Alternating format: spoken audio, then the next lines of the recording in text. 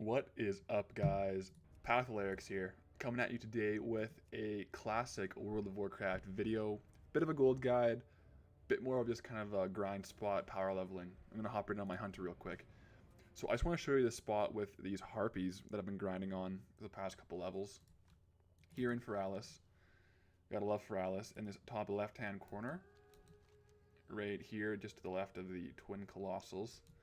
There is this kind of area with a ton of harpies, and they have a very low health pool and a very low armor value. So it's good for hunters, probably warriors, anyone who does a lot of white damage. But just because they have such a low health pool, it's pretty good for any class. But as you can see here, even a level 50 is going to get chopped down pretty quick. And if you do get crits, these guys just drop really fast.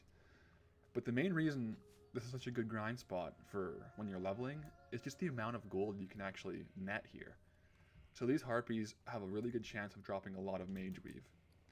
I farmed up this for just under 2 hours this morning, and I got over 220. I got 229 Mageweave, which is pretty crazy. They also drop these vibrant plumes, which can sell in the auction house for about 20 silver each. So that adds a little gold. They also drop Wicked Claws, and you can always get some lucky drops of Journeyman's backpacks or a few long-tail feathers that can always add to the old gold. And then, of course, you're farming some mobs, so there's world drops that can happen. So I did manage to get the Gutbuster, which is just a nice, strong gun. Probably sells for about 20 gold in the auction house. Kind of just adds to the whole leveling experience there. I could equip it, but it's not too big of a deal for me. You'll also get a few plans here and there that you can sell for a few silver, a few gold. But as far as the XP goes here, I am on a hunter, which when you get kind of grinding on hunter in a zone like this with a pet, I would probably have a very high kill speed compared to certain classes.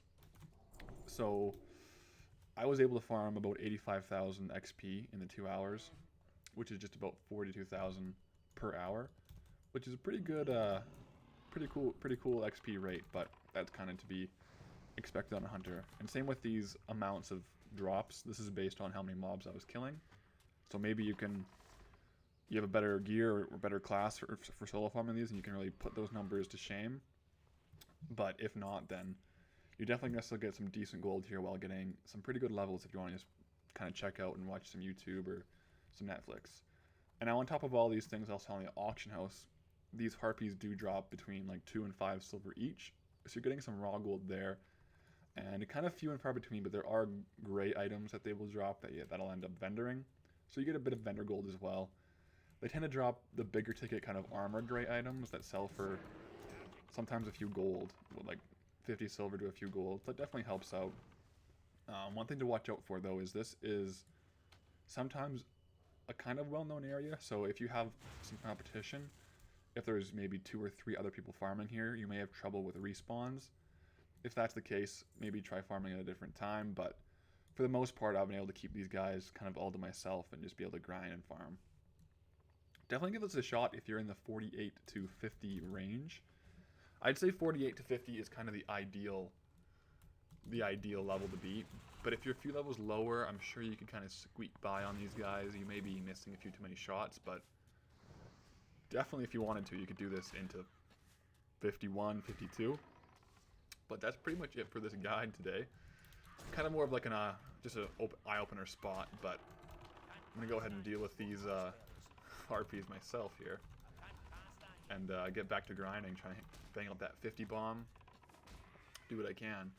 But let me know what you think. I'm kind of a fan of these little grind spots, so it's always fun to just kind of take your mind off questing, especially in these levels where quests can be kind of few and far between at times, but definitely been enjoying the Classic WoW lately, so keep an eye open for that content. And then also with the World of Warcraft Shadowlands beta coming soon, definitely going to be playing that and seeing what kind of content I can create there. I'm always looking for gold farms or different farms, so it's always a good time.